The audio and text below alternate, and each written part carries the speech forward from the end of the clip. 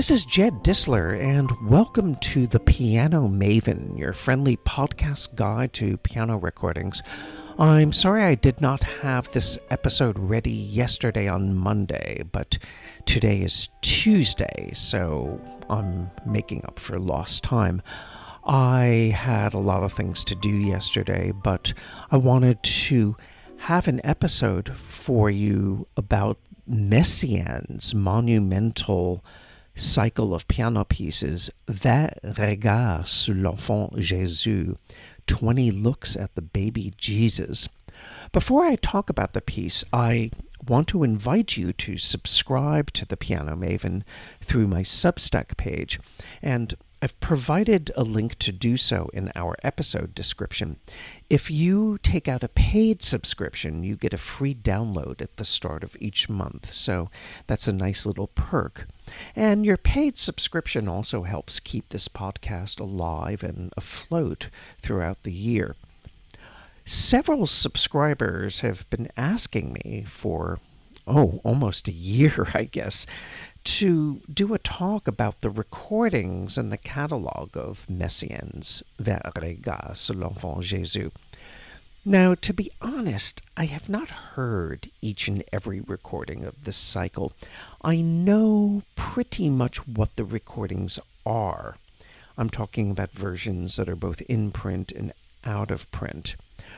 But I thought that it might be a good idea before I get into doing a large-scale building a library episode that deals with the entire discography of Vingt regards.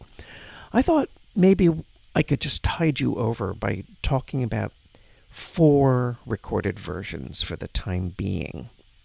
I'm just going to focus on these to get the discographical juices flowing. These are not recent versions, but I think they will give you an idea of the interpretive scope that one can find in this work on disc. Some of the more recent versions I've heard, but I'm going to need a little more time to really get to know them and live with them, such as the recent recordings of Martin Helmchen and Bertrand Chamayou. I have those in my collection, but I've only been dipping into them, and I really do have to study them. I did not review them for whatever reason. But I'm going to talk about 4 recordings of Vingt regards now, and I think this is probably a good place for you to get started. One of them features the French pianist Michel Beroff, and he recorded the Vingt regards when he was all of 19 years old. In fact, when he was 11 years old, he played some of these pieces by memory for the composer and his wife, Yvonne Loriod. And, Yvonne Loriod was the one who premiered Vingt regards, and she made the first recording of the piece. Michel Beroff's recording, I think, is a crown jewel in his large discography. He brings wonderful pointillistic sparkle to the rapid high register passages that are inspired by birdsong. And no matter how thick the piano scoring is, there's always fantastic textural transparency. His tempos tend to be on the quick side, but nothing sounds ever hectic or rushed or even slapdash in the matter of, let's say, John Ogden's recording that came out around the same time in the late 60s.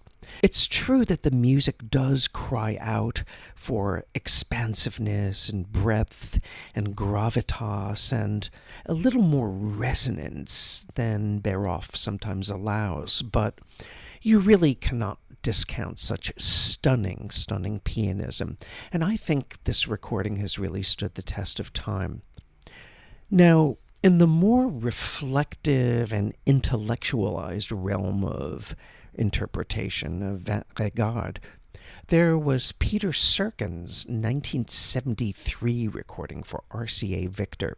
I remember it came out, I think, in 1975. I remember on LP, the pressings were those infamous Dynaflex pressings, which were like super thin vinyl. and the surface noise was kind of fearsome. You know, you put it on your turntable, and when the needle went down on the record, it sounded like somebody eating a matzah. And, you know, for music like this, it was just not acceptable. And I was very happy when this recording finally turned up on CD. However, to my ears, the CD had been mastered, at least it seemed to have been mastered, from the 2-track mixdown.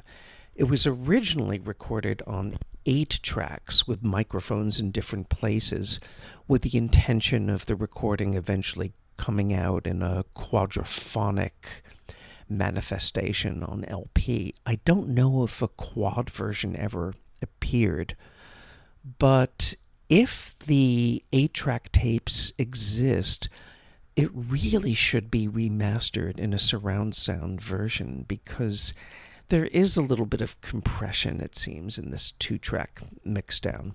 But still, the sound is quite acceptable. But more importantly, Peter Serkin's interpretation, I think, displays extraordinary concentration and a real affinity, both musical and spiritual, I think, for the composer's style.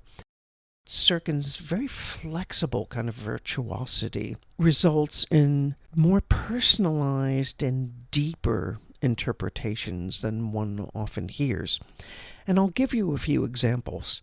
Piece number 6, which is called Par lui tout a été fait. This is a tour de force of complex, independently moving textural components in both hands, and it requires incredible flexibility and mobility, to say nothing of a wide array of articulations and dynamics. And I remember when I reviewed the Peter Serkin recording for classicstoday.com, I compared his interpretation of this movement to a couple of the recent versions, the one of Pierre-Laurent Aimard. And I talked about Aimard's unflinching precision and control, and also Stephen Osborne's recording on Hyperion, where I talked about his very rock-steady rhythm, but the lighter and more dance-like point of view that he brought to the music. Serkin is very different in this movement because he voices the repeated notes in long lines, and he also employs subtle tempo modifications that heighten the music's inherent drama without losing the overall pulse. And you can say the same with piece number 16, which features a lot of hubbub in the middle register. It's a lot of traffic and a lot of notes going all over the place. Yet in Peter Serkin's hand, the music is so clear and unpressured, and it almost sounds like Mozart in a way. And also when Peter Serkin plays those soft block chords in the 4th piece and in number 15, he shapes the melodies on top of the chords, and he really explores these chords for their expressive potential without overdoing it. So this is a very special recording, and it's really, really worth hearing. Now, another interpretation that I think is equally personal, although totally different in style and intent, comes from the maverick pianist Anton Batagov. This was recorded for Melodia in the late 1980s, and the sonics are not the greatest. They are rather cavernous and diffuse, but they seem to fit his interpretations because Batagov generally takes much slower tempos in relation to most other pianists, but he does so with the utmost concentration and conviction. I'm not going to go into great chapter and verse about this recording because it's not that easy to source, and I would not recommend it as a first version. I would recommend that you hear this after you get to know the piece through like some of the more contemporary versions, or the Peter Serkin that I talked about, or going back to the Yvon Loriod recordings.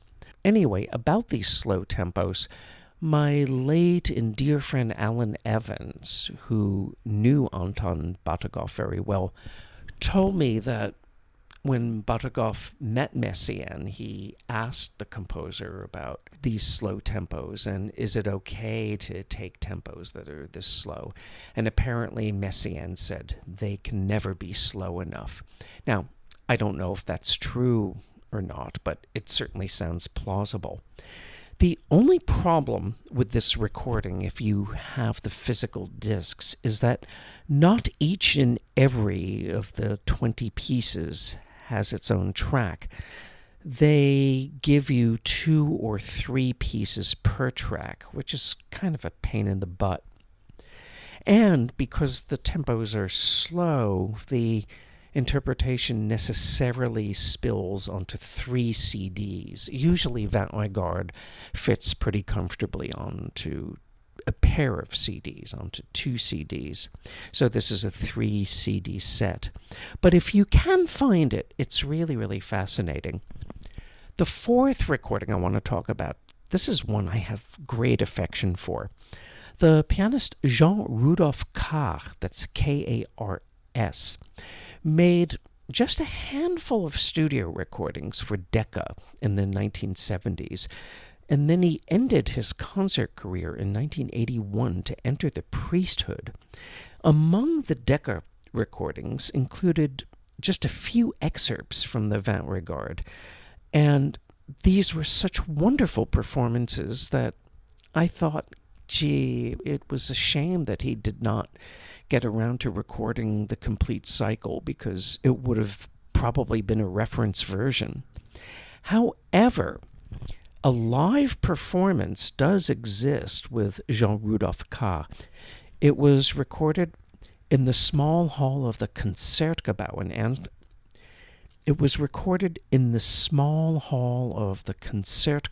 Amsterdam on April 30th, 1976, and it was issued by Piano Classics fairly recently. The sonics actually are quite good for an archival recording, and they really give a good sense of the sonority that Jean-Rodolphe Kars had. All of the warmth of his tone, the beauty of his sound, his delicacy as well as his power.